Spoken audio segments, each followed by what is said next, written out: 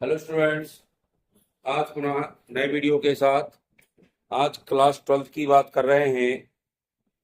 कक्षा 12वीं में मैंने विलियम में चैप्टर आपको बताया था। विलियम में बहुत सारी चीजें मैं पढ़ा गया हूँ आपको, और उन चीजों को आपको देखना है।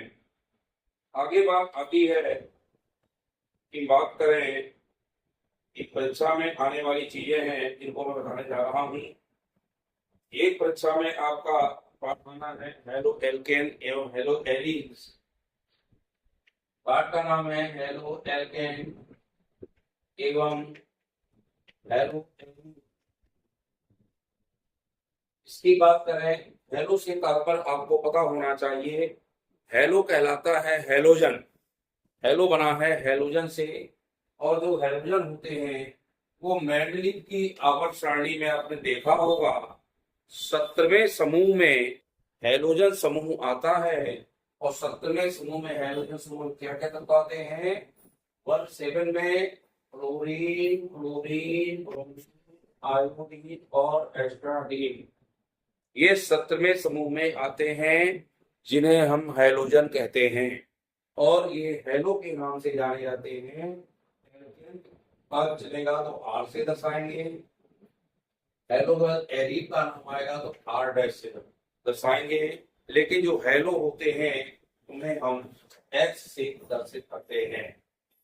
एफ को जैसा कि पता है, इन तत्वों के नाम है फ्लोरीन, क्लोरीन, ब्रोमीन, आयोडीन, एस्ट्राटीन। बात करें इनके परमाणु क्रमांकों की, तो क्लोरीन का चूंकि 9 होता है। अब 9 के बाद बोहर की योजना कहती है इलेक्ट्रॉनों की जो क्रम होता है 2 8 8 18 18 32 के क्रम में इलेक्ट्रॉन भरे जाते हैं। तो चूंकि हमारे 9 पहले से हमने लिखा, क्लोरीन का नंबर 9 होता है, तो यहाँ तक तो पूरा हो गया है। अब यहाँ तक आपको नहीं लेना है। इसमें 8 जोड़ दिए 9 में तो 17 हो जाएगा।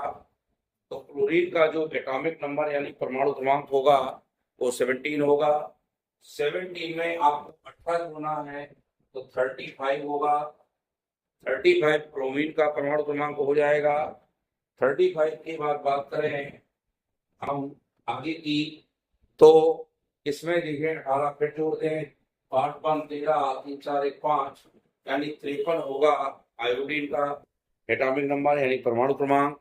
और इसी तरह से इसमें 32 जोड़ेंगे तो 5 3 2, इसका बात करें 53 में जोड़ेंगे 32, 3 2 5, आयोडीन का 53 हो गया। और 53 के बाद इसमें 32 जोड़ा है तो 5 और 5 3 8 यानी 5। तो इस तरह से 2 8 8 18 18 32 जोड़ेंगे तो ये हमारा, ये सबके एटॉमिक नंबर बनते हैं जिन्हें हम परमाणु क्रमांक कहते हैं। तो परमाणु क्रमांक के बारे में आपको पता होना चाहिए। अब बात आती है हेलो एल्केन और एल्केन पढ़ना है। तो हेलो एल्केन को हम आर एच से प्रदर्शित करते हैं और हेलो एलिन को हम आर डैश एस से प्रदर्शित करते हैं। ये थोड़ा सा ध्यान दीजिएगा, जब इसको समझ जाएंगे तो आगे जो मैं महत्वपूर्ण अभिक्रियाएं जो आने वाली परीक्षा में वो मैं जो पढ़ाऊंगा तो आपसे बनने लगेंगी। आपके साथ आपको पता है मेथिल, एथिल, प्रोपेन, ब्यूटेन कुछ भी से लगते हैं। और एक्स के स्थान में फ्लोरीन को छोड़कर, चूंकि फ्लोरीन अत्यंत क्रियाशील धातु है, इसको छोड़कर हम क्लोरीन, ब्रोमीन, आयोडीन कुछ भी रख सकते हैं ऐसे। तो जैसे ये ग्रुप है आपका, इसका नाम चूंकि CH3 को मेथिल पढ़ते हैं, तो मेथिल के साथ चूंकि यहाँ ब्रोमीन जुड़ा है तो इसका नाम होगा मेथिल ब्रोमाइड। क्या होगा? Methyl bromide. इसके बाद यहाँ की बात करें, ये बेंजिल समूह है। इसमें पहले समूह आएगा, मान लो पहले समूह में बेंजिल आया तो यहाँ हमने मान लो C6H5 लिख दिया, तो ये हो गया बेंजिल या फेनिल। और बी आप जोड़ दिया तो बन गया ब्रोमीन ब्रोमाइड। तो फेनिल ब्रोमाइड या बेंजिल ब्रोमाइड, या इसी तरह से करते हैं C6H5Cl या C2H5Cl या C6H5I या C2H5I, एनी हाउ कुछ भी। तो इसका नाम तो मेथिल ब्रोमाइड था। अब चूंकि C2H5 लगा है तो एथिल लगा है, Cl लगा है, तो इसको क्लोराइड कहते हैं, बनेगा एथिल क्लोराइड। और चूंकि इसमें आयोडाइड लगा है तो इसका नाम होगा एथिल आयोडाइड। और बेंजिल समूह लगा है फेनिल, तो इसका होगा फेनिल आयोडाइड। और ये हो गया फेनिल या बेंजील क्लोराइड। ये तो साधारण नाम में हम इस तरह से इनके नाम लिखते हैं, लेकिन जब बात करते हैं कि नामकरण की जो पद्धति होती है, वह पद्धति होती है महत्वपूर्ण से आपको पता है क्या होती है, वह होती है आईयूपीएसी पद्धति। और आईयूपीएसी पद्धति जब इनके नाम करते हैं तो पता है, सबसे पहले हम इस क्रियात्मक समूह का नाम लिखते हैं, बाद में एल्केन श्रृंखला का नाम लिखते हैं।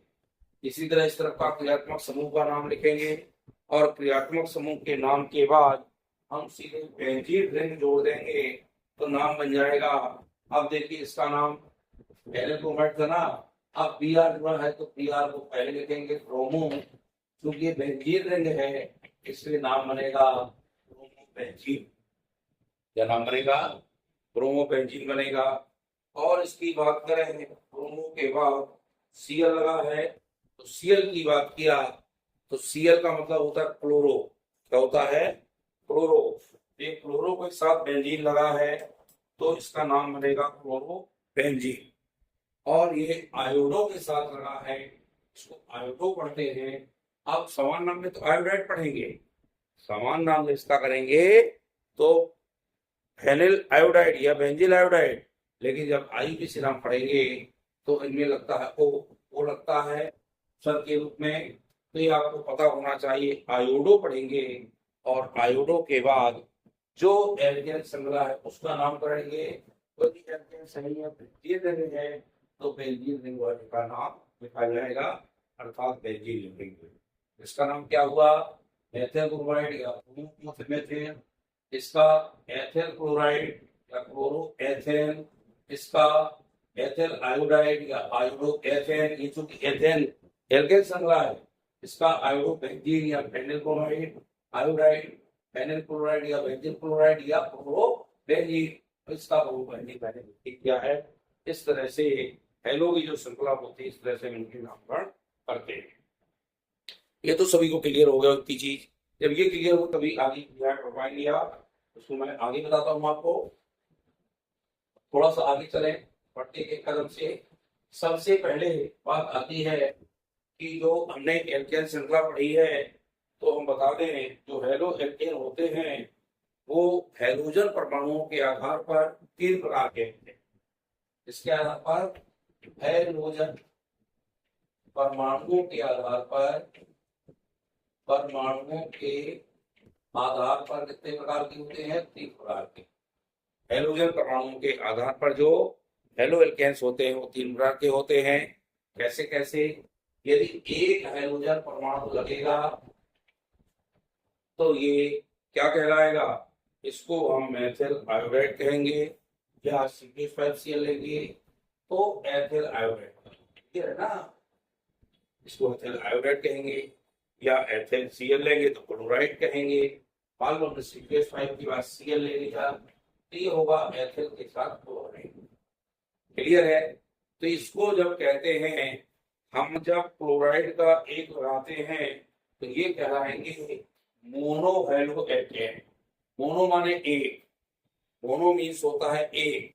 जब एक की बात करेंगे, एक हेलोजन परमाणु लगा है तो इसका नाम मोनो में दिया जाएगा। यदि हम 2 लगाएंगे, कौन से? आपके हेलो समूह 2 लगे, मान लो CH2Cl और अभी मैंने लिख दिया CH2Cl।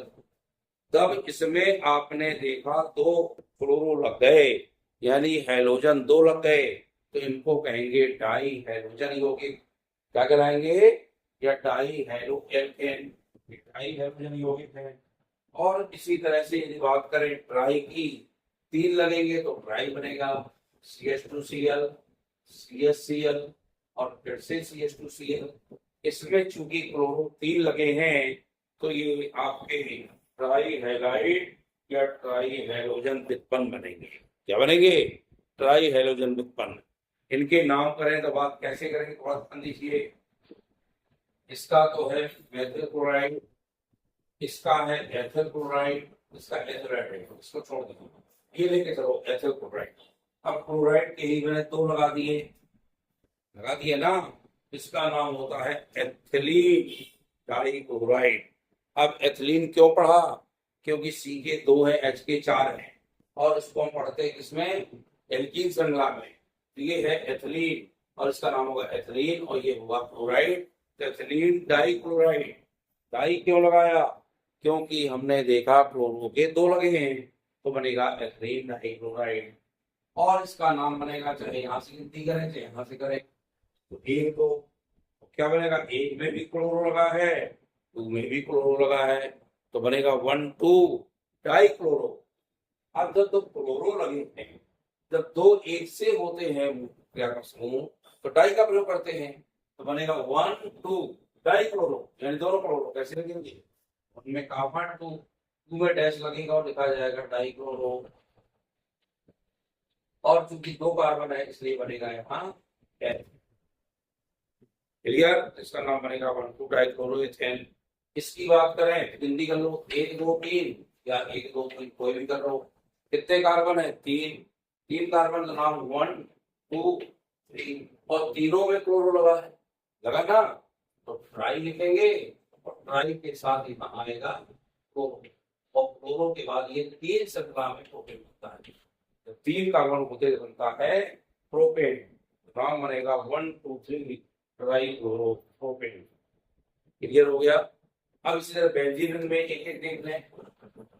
ये हमने बेंजीन रिंग बनाई, इसको बेंजीन कहते हैं। जब ये अंदर बॉन्डिंग होगी तो ये बेंजीन कहलाती है। क्या कहलाती है? बेंजीन। और जब सीएल यहां लगा देंगे तो इसका नाम बनेगा क्लोरोबेंजीन या फेनिल क्लोराइड या बेंजील क्लोराइड। और दो क्लोरीन लगाए, मान लो हमने यहाँ दो लगा दिए, एक यहाँ लगा दें एक यहाँ लगा दें, तो क्या हो गया? डाइक्लोरोबेंजीन। क्या हो गया? या यहाँ न लगा के वहां लगा दो, यहाँ भी लगा सकते हैं, नाम बनेगा डाइक्लोरोबेंजीन। और यदि हम तीन लगा देंगे, 1 2 3, इसमें कितनी गल है? 1 2 3 4 5 6, 1 2 3 4 5 6। इसमें कहाँ लगा? 1 2 3 तीनों लगा, तो लिखेंगे 1 2 3 ट्राइक्लोरोबेंजीन। क्या लिखेंगे? इसको लिखेंगे 1 2 3 ट्राइक्लोरोबेंजीन। और इसको क्या लिखेंगे? 1 2 3 ट्राइक्लोरो। इसमें लिखेंगे डाइक्लोरो, चूंकि दो क्लोरो लगे हैं इसलिए नाम बनेगा डाइक्लोरोबेंजीन। बनेगा 1 2 डाइक्लोरोबेंजीन। और तीसरे का 1 2 3 ट्राइक्लोरोबेंजीन, तीन क्लोरो लगे हैं। इस तरह से हमें पता होना चाहिए कि किस तरह से नाम किए जाते हैं। क्लियर हो गए सभी को? हम एक और बता दें, अभी तो मैंने बताया हाइड्रोजन परमाणुओं के आधार पर जो ये हाइड्रोजन होते तीन प्रकार के होते हैं। अब मैं बता रहा हूँ एल्किल मूलक के आधार पर। ये एल्किल मूलक के आधार पर भी बनना चाहिए। एल्किल मूलक के आधार पर कैसे होते हैं? मालूम नहीं, एक इसके आधार पर एल्किल मूलक के आधार पर, इसमें मान लो हमने आर लगाया और आर के साथ यहाँ क्या लगा दिया? सीएल लगा दिया। लगा सकते हैं और ऐसा भी लिख सकते हैं आर CH2Cl, थोड़ा ध्यान दीजिए। तो ये प्राइमरी है।